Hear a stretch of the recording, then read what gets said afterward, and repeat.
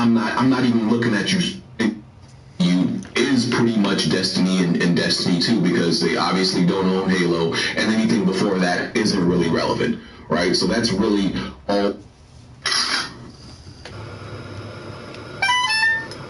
Alright, what's going on, everybody? It's Broken Games HDR back at it again with another video, and we got some breaking news. So it's been announced just about 30 minutes ago that Sony PlayStation has acquired Bungie for $3.6 billion.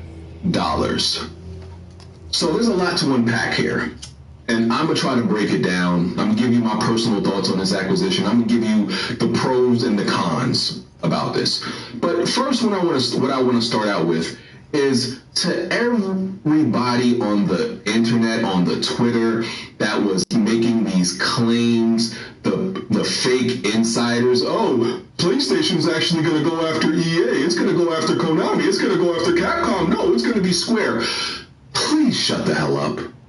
Shut the hell up on behalf of all of us. Please, we are begging you, because you know nothing. You have no insight or intelligence. You have no idea how the industry is going to actually move. Your Twitter account is literally nothing but a wishful thinking account. That's all you do, is just throw shit up in the air, and hey, maybe I might get something right, even though I have absolutely no detail as to what the moving parts are behind the scenes, what's actually happening. Hey, maybe if I throw everything against the wall, something might stick.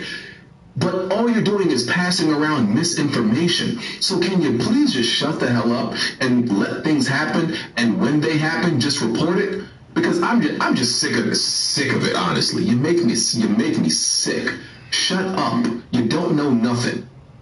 Especially when it comes to PlayStation and Sony, like, stuff, you always get it wrong. You never predict the right thing. So how many times do you have to be wrong before you shut the hell up?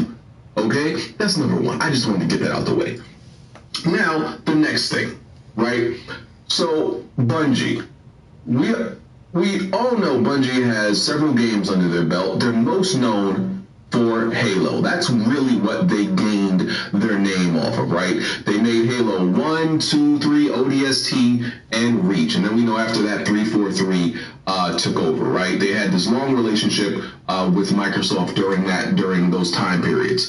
Before that time, they worked on games like Oni, Myth 1, Myth 2, Marathon, Infinity. These were like PC games. Their early games in like the early 90s weren't even PC games. They were Mac games, right? And then in the late 90s, that's when they started working on Mac and PC games. Then they went on to, Microsoft got them to make the Halo series. And most recently, they became an independent studio.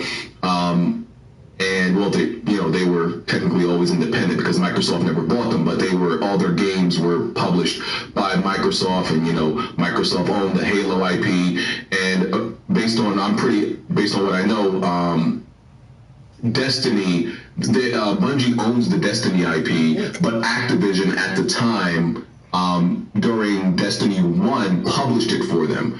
And then Destiny 2, I believe, they self-published that game themselves. So they're not a publisher, which to me is a good side of this, because like I said, I'm gonna get into the pros and the cons. I just wanted to break down the games they've made, right?